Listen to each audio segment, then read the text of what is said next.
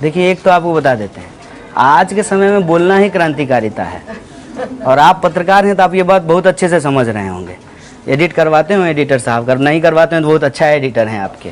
आप लिखना कुछ और चाहते हैं लेकिन आपको लिखने नहीं दिया जाएगा, ये आप भी महसूस कर रहे हैं। आज बोलना इतना आसान काम नहीं है। और मैं आपको बता दूं कि डीएम लेवल के लोग बोल रहे हैं, अपना फेसबुक पोस्ट डिलीट कर रहे हैं। हुआ है कि नहीं? अभी बहुत सारे जो अधिकारी हैं, जिलाधिकारी हैं, उन्होंने सरकार के बारे में कुछ लिख दिया, उनको पोस्ट डिलीट कराया और उनको सस्पेंड कर दिया। अभी भी संजीव भट्ट जो है वो सस्पेंड होकर के बैठे हुए हैं। तो उतने ताकतवर लोगों के लिए बोलना आसान नहीं है। पुण्य प्रसून वाजपेयी के लिए बोलना आसान नहीं है, हैं? तो हमारे लिए बोलना आसान है। मैं आपके टीवी चैनल में बैठ करके बोल रहा हूँ, मन होगा तो एडिट कर दीजिएगा, लेकिन हम बोल रहे हैं।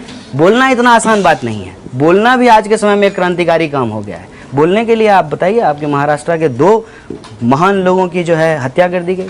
क्या कर लिए थे पानसारे साहब, क्या कर लिए थे दाभोलकर साहब? बोली तो रहे थे। नहीं, वो खाली बोलते नहीं तो उनका काम भी था ना ग्राउंड लेवल पे। तो कन्हैया का काम क्या है? हमारा काम देखने के लिए आपको बिहार नहीं, हम सुनना चाहते हैं आपसे। हमें हमारा काम ये है कि जब भी जो जिम्मेवारी मिली है, अगर हम स्टूडेंट हैं तो हम ईमानदारी से पढ़ाई करेंगे, और जब हम स्टूडेंट रिप्रेजेंटेटिव हैं तो स्टूडेंट के सवाल को लेकर के ईमानदारी से लागू करेंगे। बतौर प्रेसिडेंट जब हमको स्टूडेंट ने जिम्मेवारी दी तो हमने अलग अलग चीज़ों को लागू कराया, और उसके साथ साथ जो भी सवाल स्टूडेंट के आते थे, जब हम प्रेसिडेंट हुआ करते थे, तो जैसे मैं कहता हूँ कि उस दिन मैं वहाँ मौजूद नहीं था।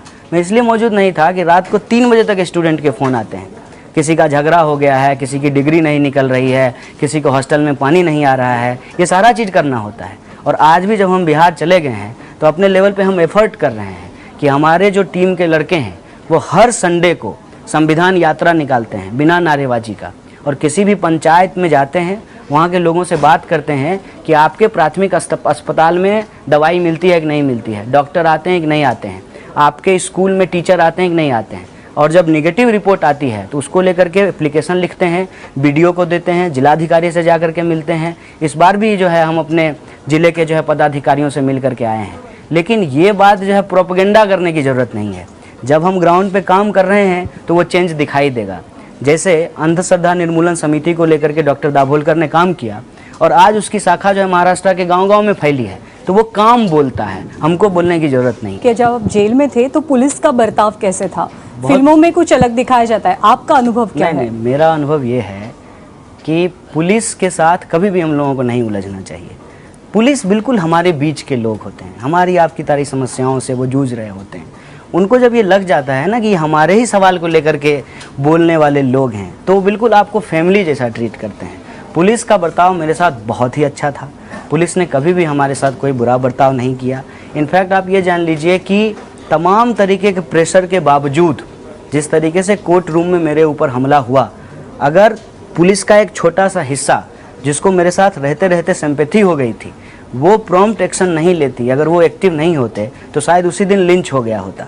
तो मैं समझता हूँ कि पुलिस को लेकर के जो हमारा नज़रिया होता है, वो नज़रिया हमेशा अदराइजेशन का होता है, वो नहीं रखना चाहिए। वो हमारे ही बीच के लोग हैं, उनको भी अलग अलग तरह की परेशानी झेलनी पड़ती है।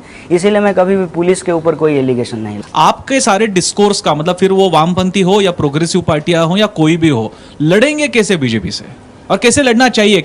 सबसे पहले मैं बात कह रहा हूँ और पूरी संजीदगी से कह रहा हूँ कि बीजेपी को नहीं हराना है, न मोदी जी को हराना है। हमारे लिए कोई नेगेटिव एजेंडा नहीं है, हमारे लिए पॉजिटिव एजेंडा है कि ये देश कॉन्स्टिट्यूशनल प्रिंसिपल के हिसाब से चलेगा कि नहीं चलेगा, कि एक्स्ट्रा कॉन्स्टिट्यूशनल मेजर्स से चलेगा। आप देखिए कि आपको अलग अलग जगह जो है एक्स्ट्रा कॉन्स्टिट्यूशनल मेजर जो है लोग इम्प्लीमेंट कर रहे हैं, और सरकार जो है उसको कहीं ना कहीं इनडायरेक्टली जो है प्रोटेक्ट कर रही है। जैसे एक एग्जांपल बताइए कि ऑनरेबल कोर्ट के ऊपर अगर कोई नेशनल फ्लैग को हटा करके कोई और झंडा लगा दे तो ये एक्स्ट्रा कॉन्स्टिट्यूशनल एक्टिविटी है, ठीक है। कहीं जाकर के भीड़ किसी की हत्या कर दे तो ये एक्स्ट्रा कॉन्स्टिट्यूशनल एक्टिविटी है। कोई रेस्पॉन्सिबल पोस्ट पे रहते हुए अगर गैर जिम्मेदाराना बयान दे दे और उस पर कोई कार्रवाई नहीं हो तो ये एक्स्ट्रा कॉन्स्टिट्यूशनल मेजर है। अगर हम भी दे रहे हैं तब भी गलत है। अभी केरल में बाढ़ आई और एक सांसद ने कहा कि बीफ खाने की वजह से बाढ़ आ गई। आरबीआई के डायरेक्टर कह रहे हैं कि सबरी वाला मंदिर इसलिए डूब गया क्योंकि महिलाएं उसमें घुस गईं। ये सब जब बोला जा रहा है तो हम समझते हैं कि आज संविधान और उसके मूल्य खतरे में है। किसी को हराने से ज़्यादा इसको बचाना मेरा प्राइम टास्क है। और ये विचारधारा के झंझट, मैं आपको लेफ्ट राइट नहीं करवा रहा हूँ, हम संविधान के दायरे में इस देश के विकास को आगे बढ़ाएंगे कि नहीं बढ़ाएंगे, ये सवाल है। और इस एजेंडे पे बिना जो है लेफ्ट सेंटर दायां बायां किए हुए वो सारे लोग जो इसमें इंटरेस्टेड हैं, they should come together to protect it. क्योंकि अगर ये नहीं होगा तो हम ये देखे हैं कि डेमोक्रेटिक नेशन भी ऑथोरिटेरियन स्टेट में कन्वर्ट हो जाता है। हिटलर से पहले जर्मनी में भी डेमोक्रेसी थी। भाजप ज्या पद्धतीने काम करतं त्याच पद्धतीने सीपीआय करत नाही का? ऐसा- करतं ना, त्याच पद्धतीने करतं. नहीं, ऐसा कैसे होगा?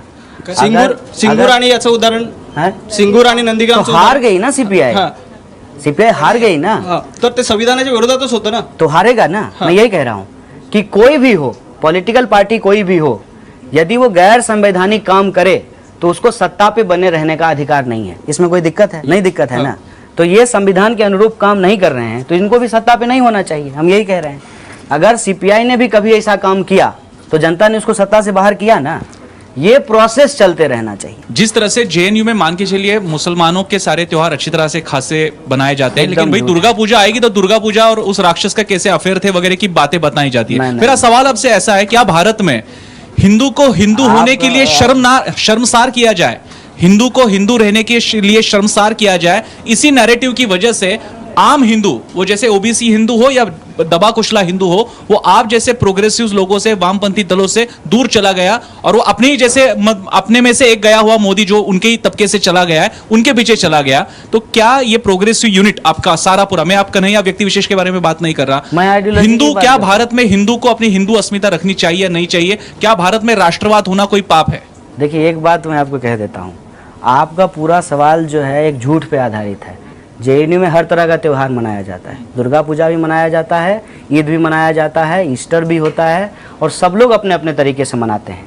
इसके साथ साथ एक एकेडमिक डिस्कोर्स भी है, क्योंकि यूनिवर्सिटी का मतलब होता है क्रिटिकल अंडरस्टैंडिंग को डेवलप करना। कुछ चीज़ अगर हो रहा है तो उस पर क्रिटिकली अपना एक व्यू लोग रख सकते हैं, जो कि एकेडमिक है, रिलीजियस नहीं है। रिलीजियस चीज़ों को, उस एक्टिविटी को, त्यौहार को, लोगों की भावना को और श्रद्धा को अलग रखना चाहिए और जो एकेडमिक डिस्कोर्स है उसको अलग रखना चाहिए। अगर एकेडमिक डिस्कोर्स क्रिटिकली होना बंद हो जाए तो उसका क्या नतीजा होगा? कॉपरनिकस ने बोला था कि जो है पृथ्वी सूरज का चक्कर लगाती है और वो जो है बाइबल के हिसाब से गलत था, तो उसको फांसी पे चढ़ा दिया गया।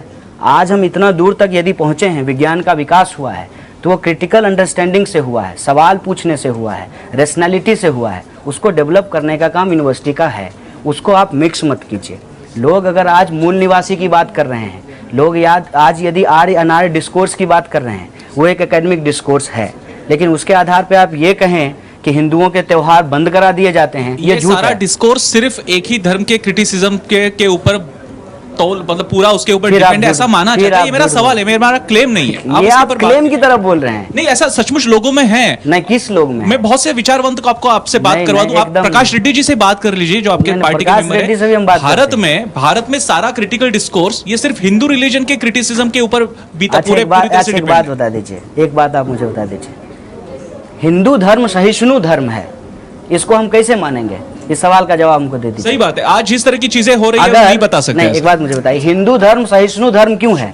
सहिष्णु धर्म इसलिए है कि हिंदू धर्म के बारे में बोला जाता है तब भी लोग सुन लेते हैं, और किसी धर्म को हम असहिष्णु धर्म क्यों कहते हैं? क्योंकि उस धर्म के लोग इस बात को नहीं सुनते हैं। आप ही ये बात समझिए ना, ये तो हमारी खूबसूरती है ना, कि हमको लोग गाली भी देता है तो हम सुन लेते हैं। यही हमारी विशेषता है ना, यही हमारा भारतीय होने का गुण भी है ना। कुत्ता आपको काट लेगा तो आप पलट करके कुत्ता को काट लीजिएगा, ये इंसान होने का लक्षण थोड़ी है, ये तो कुत्ता होने का लक्षण है। आप इस बात को समझिए कि ये बात, इस तरीके का ध्रुवीकरण सिर्फ और सिर्फ इसलिए है ताकि इस देश के जो असली सवाल हैं उसको नज़रअंदाज कर दिया जाए। हमारे लिए असली सवाल ये है कि जो 12,000 किसान मरे हैं वो हिंदू भी है और मुसलमान भी है, लेकिन वो किसान भी है जिसकी हत्या हो गई और जिस पर चर्चा नहीं है। हिंदू मुसलमान के बहस में किसान की आत्महत्या का सवाल खत्म हो गया। आज लोगों को इंजीनियरिंग करने के बाद भी नौकरी नहीं मिल रही है, उसमें हिंदू भी हैं और मुसलमान भी हैं, लेकिन वो इंजीनियर हैं और इंजीनियर होने के बाद भी वो बेरोजगार हैं। ये सवाल हमारे लिए ज़्यादा इंपॉर्टेंट है। ये जो इस तरह का पोलराइज्ड डिस्कोर्स या डिस्कशन है, ये सिर्फ और सिर्फ इसलिए है ताकि हमारे जो बेसिक इश्यूज हैं उसको डाइवर्ट कर दिया जाए। और मैं आपको बता देता हूँ, यह देश जिस तरीके से काम करता है, जितना हिंदू का है उतना ही मुसलमान का है, जितना ब्राह्मण का है उतना ही दलित का है। उसी तरीके से JNU भी है, वहाँ पे सब लोगों को अपना अपना प्रैक्टिस करने का राइट है। ऐसा नहीं कि कोई जा करके उसको तोड़ दे रहा है। धन्यवाद। कभी कैमरा के बिना भी डिस्कोर्स कीजिएगा। बहुत जी, बहुत